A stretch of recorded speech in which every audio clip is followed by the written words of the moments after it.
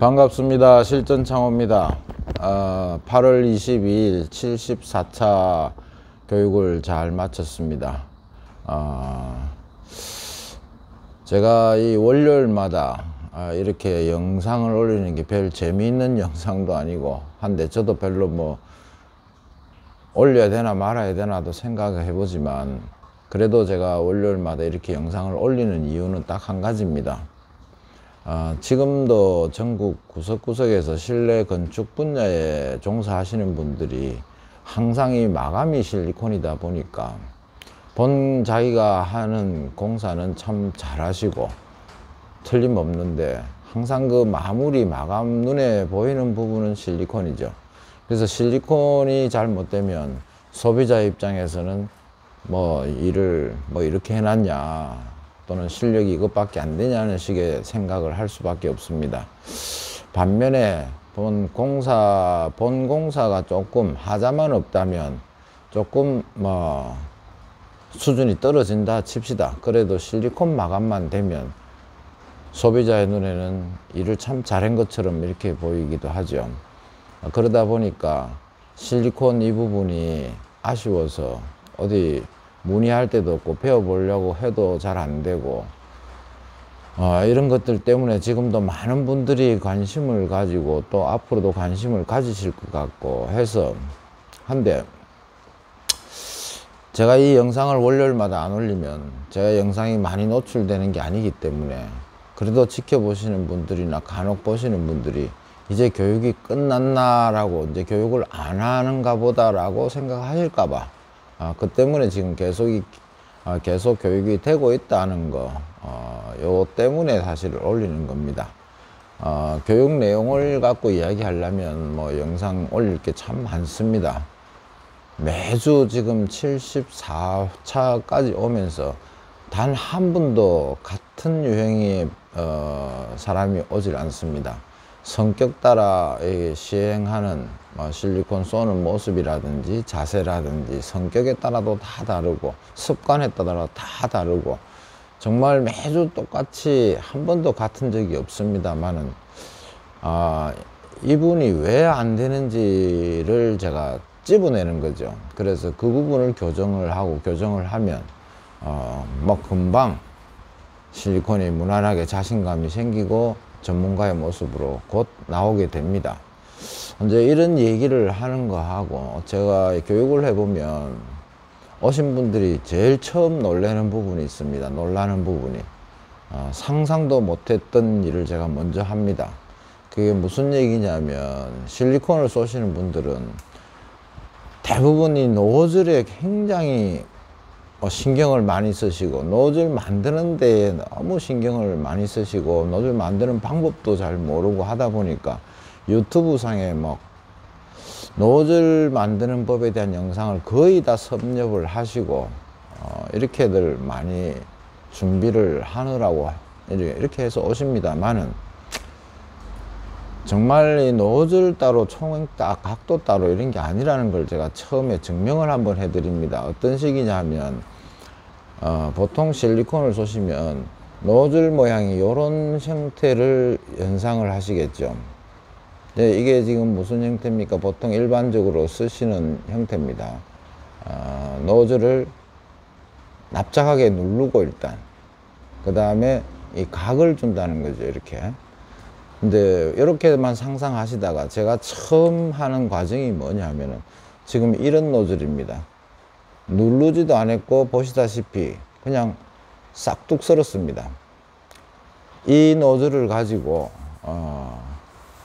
원하는 보통 일반적으로 최종적으로 원하는 숙련자의 실리콘 모습이 나올 수 있겠냐고 제가 질문을 해봅니다. 다들 처음에 이 질문을 받으면 난감해합니다. 답을 어떻게 해야 될지 몰라서 상상도 못 해본 얘기이기 때문에 저 모양으로는 도저히 실리콘이 될 것 같지 않다는 얘기죠. 이렇게 지금 보시는 것처럼 각도 주지도 않았고 누르지도 않았고 그냥 싹둑 이렇게 썰었는데 이 모양을 가지고 원하는 세련된 최종 숙련자들의 모습의 실리콘 모양이 나올까라고 제가 질문을 합니다. 생각을 많이 해보시다가 안 나올 것 같습니다 라는 대답 하나와 긴가민가 해서 이렇게 선생님이 질문을 하시니까 선생님은 왠지 나올 것 같습니다, 이런 대답들이 두 가지로 나누어집니다.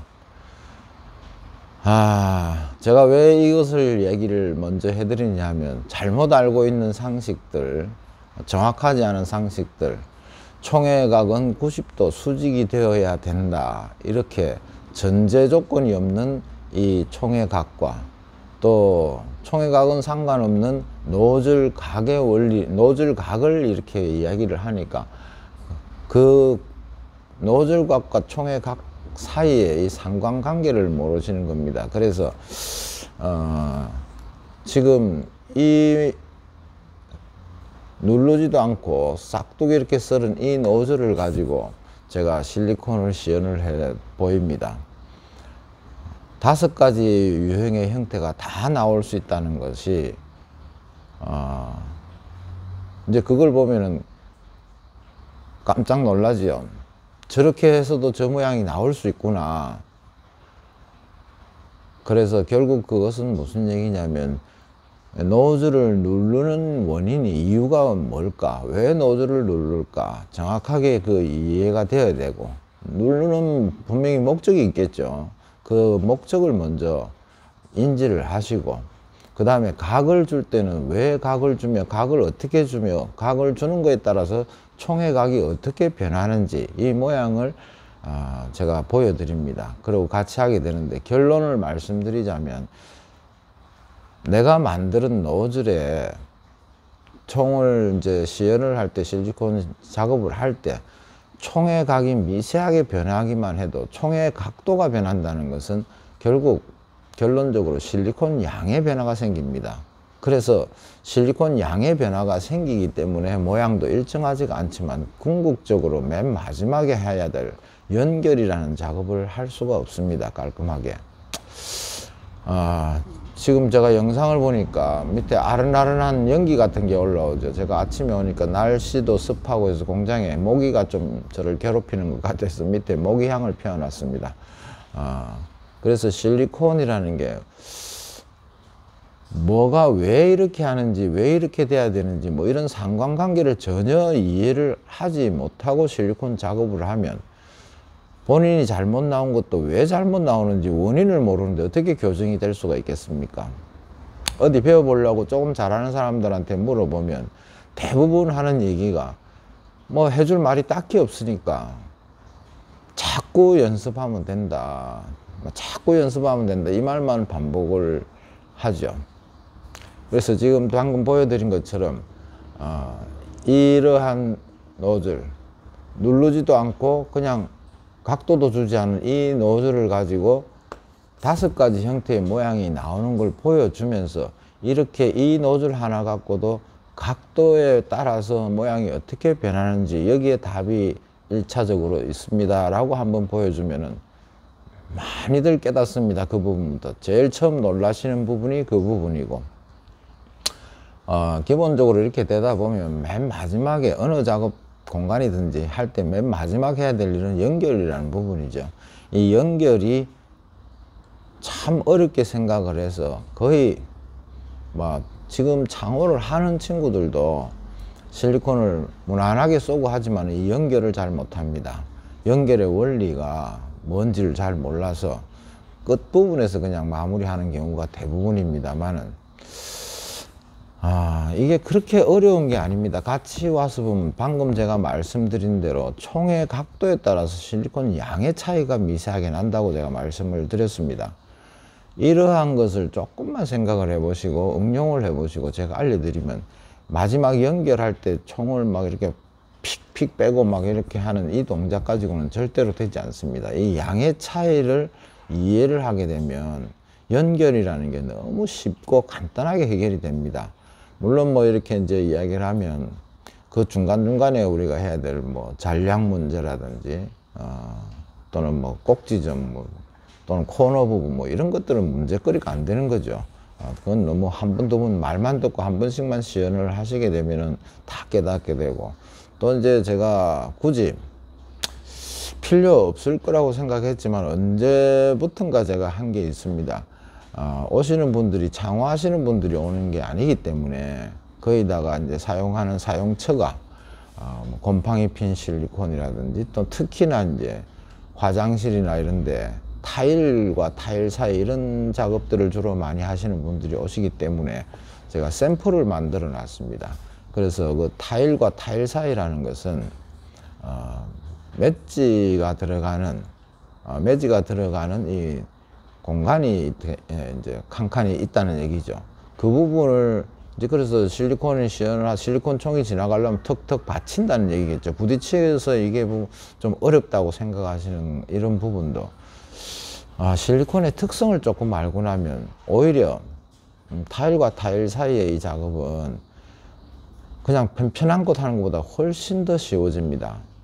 그래서 그런 거를 직접 제가 보여드리고 이론을 설명을 하고 직접 한번 해보시면은 이제 막 웃음이 나옵니다. 이렇게 쉬운 걸 그렇게 고민을 했던 본인들의 이제 모습에서 이렇게 해서 매사가 저는 항상 하는 얘기가 그렇습니다.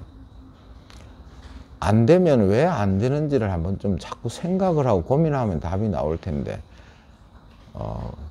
원리나 이런 걸 생각하기 전에 건축 관련된 부분들이 전부 다 일단 뭐 우리 건축 계통의 말로 그렇죠. 들이대 놓고 본다는 거죠. 자꾸 해보려고만 하는데 이유를 모른 채 자꾸 시행착오를 수도 없이 해봐도 답이 나오지를 않죠. 여기 교육받으러 오시는 분들이 대부분 뭐 실리콘 한 박스 정도는 거의 다 기본으로 연습을 다 해보시고 그런 해도 안 되니까 이 멀리까지 시간을 하루를 내서 오시는 거 아니겠습니까?